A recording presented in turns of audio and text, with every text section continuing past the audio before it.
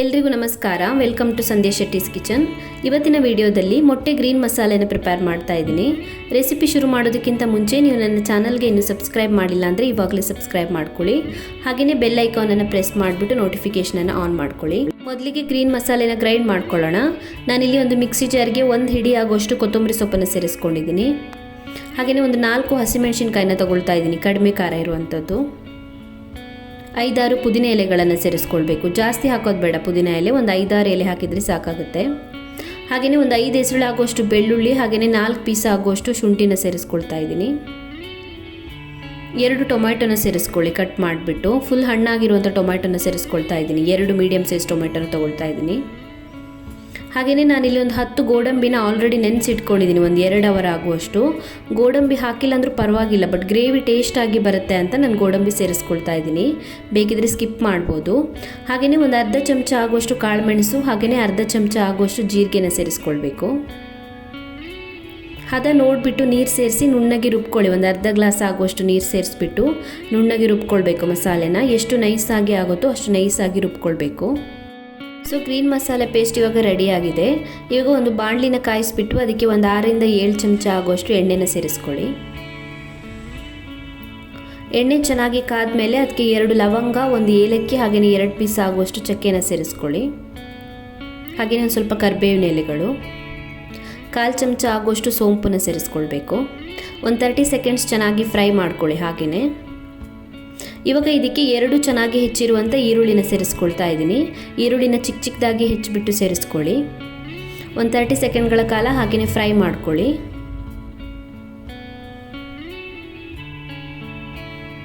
ಈರುಳ್ಳಿ ಚೆನ್ನಾಗಿ ಫ್ರೈ ಮಾಡ್ಕೊಂಡ್ಮೇಲೆ ಮುಚ್ಚಳನ ಮುಚ್ಚಿಬಿಟ್ಟು 1 ನಿಮಿಷದವರೆಗೂ ಮೀಡಿಯಮ್ ಫ್ಲೇಮಲ್ಲಿ ಬೇಯಿಸ್ಕೊಳ್ಬೇಕು. ಈರುಳ್ಳಿ ಸ್ವಲ್ಪ ಸಾಫ್ಟ್ ಆಗಬೇಕು.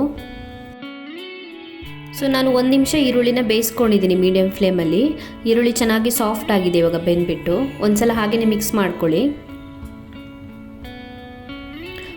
ಇವಾಗ ಇದಕ್ಕೆ ಒಂದು 1/4 ಚಮಚ ಆಗುವಷ್ಟು ಗರಂ ಮಸಾಲೆ ಪೌಡರ್, ಹಾಗೆಯೇ 1/4 ಚಮಚ ಆಗುವಷ್ಟು ಅರಿಶಿಣ ಪುಡಿನ ಸೇರಿಸ್ಕೊಳ್ಬೇಕು. ಬೇರೆ ಖಾರ ಏನು ಸೇರಿಸೋದು ಬೇಡ, ನಾವು ಪೆಪ್ಪರ್ ಮತ್ತು ಹಸಿಮೆಣಸಿನ್ಕಾಯಿ ಎಲ್ಲ ಗ್ರೈಂಡ್ ಮಾಡುವಾಗಲೇ ಸೇರಿಸ್ಕೊಂಡಿದ್ದೀವಿ. ಇವಾಗ ಗರಂ ಮಸಾಲೆ ಮತ್ತು ಅರಿಶಿಣ ಪುಡಿ ಸೇರಿಸಿದ್ರೆ ಸಾಕಾಗುತ್ತೆ. ಒಂದು 30 ಸೆಕೆಂಡ್ಸ್ ಚೆನ್ನಾಗಿ ಫ್ರೈ ಮಾಡ್ಕೊಳ್ಳಿ. ಹಾಗೆಯೇ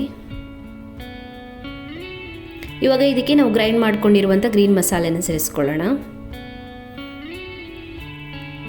ಚೆನ್ನಾಗಿ ಮಿಕ್ಸ್ ಮಾಡ್ಕೊಳ್ಳಿ.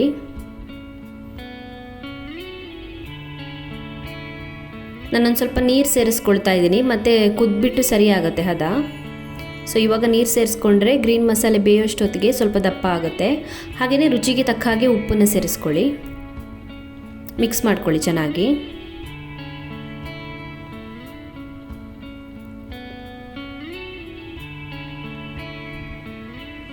ಮುಚ್ಚಳನ ಮುಚ್ಚಿಬಿಟ್ಟು ಒಂದು 5 ನಿಮಿಷ ಚೆನ್ನಾಗಿ ಕುದಿಸ್ಕೊಳ್ಬೇಕು ಗ್ರೀನ್ ಮಸಾಲೆನ.